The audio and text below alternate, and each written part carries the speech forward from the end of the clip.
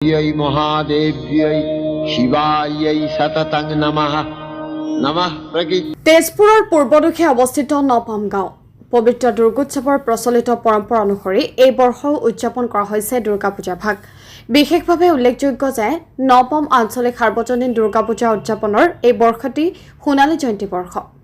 1975 চনৰে পৰা নপামত উলহ মালহেৰে দেৱী দুৰ্গা বন্দনাৰ ৰাজহুৱা আয়োজন কৰি অহা হৈছে।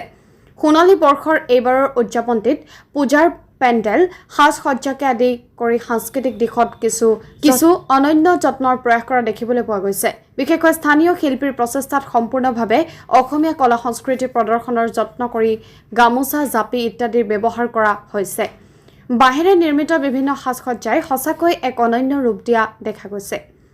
নপাম আঞ্চলিক দুৰ্গা পূজাৰ সোণালী বৰ্ষ হিচাপে এইবাৰ স্মৃতি গ্ৰন্থ প্ৰকাশ কৰা হৈছে। 11 অক্টোবৰৰ সন্ধ্যা ৰঙাপৰা মহাবিদ্যালয়ৰ অধ্যক্ষ ডক্টৰ ৰঞ্জন কলিতাদেৱ প্ৰমুখ্যে অন্যান্য মহানুভৱৰ উপস্থিতিত উন্মোচন কৰা হয় স্মৃতি গ্ৰন্থ স্বৰ্ণাঞ্জলি।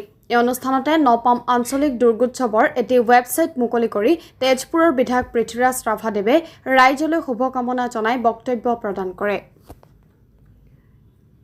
News desk voice of Sonitpur. আজি নহয় আমাৰ জন্মলগ্নৰ পৰাই আমাৰ পূৰ্বপুৰুষে অগ্ৰজ তেখেতসকলে এইটো চলাই অহা অনুষ্ঠান আৰু তেজপুৰৰ পূৰ্বাঞ্চলত নপাম এই মিলনভূমি য'ত নেকি বিভিন্ন জাতি উপজাতি বিভিন্ন সম্প্ৰদায়ৰ মানুহে একত্ৰিত হৈ পেলাই যি এই পূজাভাগ কৰি আহিছে আৰু সেই পূজাত আমি আজি যি হিচাপে সংলগ্ন হৈ আছোঁ আমি নিজে গৌৰৱ অনুভৱ কৰোঁ আৰু ভাল লাগে। এই যে সম্প্ৰীতিৰ মিলনভূমি হিচাপে যি আমাৰ নপাম ইয়াত আঞ্চলিক ভিত্তিত কৰি আজি সৌভাগ্যৰ বিষয় যে আমাৰ এই অনুষ্ঠান ভাগে আজি সোণালী জয়ন্তী কৰিছে।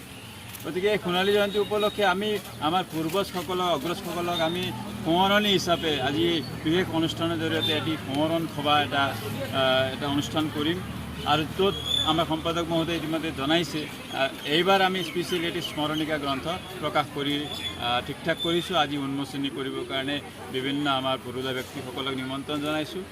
আজি 7টা বজাত ঠিক আৰতিৰ পিছতে সেই অনুষ্ঠান ভাগ হ'ব। শোণিতপুৰ আপোনালৈ মই ধন্যবাদ জনাইছোঁ। প্ৰথমতে এই পূজাখনৰ ক্ষেত্ৰত যিসকল সেই মহানুভৱ ব্যক্তিসকলৰ আপ্ৰাণ চেষ্টা তেওঁলোকৰ কষ্টৰ ফলত আজি পূজাখনৰ এই 50টা বৰ্ষ গৰকি আজি সোণালী বৰ্ষত থিয় দিছে। গতিকে আমি এই সুযোগতে তেওঁলোকলৈ ধন্যবাদ জনাইছোঁ আৰু সোণালী বৰ্ষত আমি উপস্থিত হৈ আজি প্ৰতিটো ক্ষেত্ৰতে আমি আগবাঢ়িছোঁ। ৰাইজৰ বিপুল সহায় সহযোগ সকলোৱে আগবাঢ়ি আহিছে আৰু বিশেষকৈ আমাৰ যিসকল স্থানীয় শিল্পী তেওঁসকলেও আমাৰ পেণ্ডেলৰ ক্ষেত্ৰত কিছু নিজেই তেওঁলোকে বনাইছে, নিজৰ হস্তশিল্পৰে তেওঁলোকে কিছুমান বস্তু গঢ়ি তুলিছে। ভাল লাগিছে তেওঁলোকৰ সহযোগ। প্ৰশাসনিক দিশটোৰ ক্ষেত্ৰত যদি ক'ব যাওঁ আমি পাৰ্মিশ্যনৰ ক্ষেত্ৰত গোটেইখিনি আমি কৰিছোঁ। তেওঁলোকৰ প্ৰতিটো ক্ষেত্ৰতে সহায় সহযোগ পাইছোঁ। আমাৰ ভাৰপ্ৰাপ্ত বৰঘাট আৰক্ষী চকীৰ যিজন ভাৰপ্ৰাপ্ত বিষয়া তেওঁ আমাৰ লগত সহযোগত আছে। এই মুহূৰ্তলৈকে আমি সুন্দৰভাৱে চলাই আছোঁ আৰু সেই উপলক্ষে আমি কিছু কাৰ্যসূচীও ৰাখিছোঁ। প্ৰতিটো দিনতে আমি কৰি আছোঁ। যেনে আমাৰ যিসকল ইয়াত বিভিন্ন ভাষাভাষী লোক থাকে, আমি প্ৰথম দিনা আমাৰ নামঘৰীয়াসকলক লৈ পেলাই ভকত বৈষ্ণৱক লৈ পেলাই আমি নাম কীৰ্তন কৰিলোঁ। দ্বিতীয় দিনা যোৱাকালি আমি আমাৰ বেংগলী সমাজৰ তেওঁলোকৰ নাম কীৰ্তন কৰিলোঁ। আজি আমাৰ নেপালী সম্প্ৰদায়সকলৰ তেওঁলোকৰ নাম কীৰ্তন হ'ব। কালি তেওঁলোকৰ মহিলাসকলেও ধুনীয়াকৈ নাম কীৰ্তন কৰিছে, ভাল লাগিছে। এই সুযোগতে মানে আমি আৰু এটা আজি মানে নৱৰাত্ৰি হিচাপে আমি যিমান কাৰ্যসূচী ৰাখিছোঁ তাৰে আমি 50 বছৰ বৰকাৰ যি আমাৰ স্মৃতি ৰোমন্থন কৰি আমি এখন স্মৰণিকা প্ৰকাশ কৰিবলৈ গৈ আছোঁ। আজি এখন উন্মোচন কৰিব আগবাঢ়িছোঁ। সন্ধিয়া 7 বজাত আমি এইখন উন্মোচন কৰিম। লগতে যদি চব ঠিকে থাকে আমি নপাম সাৰ্বজনীন শ্ৰী শ্ৰী দুৰ্গা পূজাৰ সনৰ এখন মানে এটি আমি ৱেবছাইটো লঞ্চ কৰিব গৈ আছোঁ। গতিকে প্ৰতিটো দিশতে আমি সুন্দৰভাৱে আগবাঢ়িছোঁ ৰাইজৰ সহায় সহযোগৰ ক্ষেত্ৰত। আৰু সম্পাদক হিচাপে মই যথেষ্ট সুখী আৰু বিশেষকৈ মানে ৰাইজৰ যি সেৱা কৰিব পাৰিছোঁ মই বহুত সুখী, বহুত ভাল লাগিছে। ধন্যবাদ।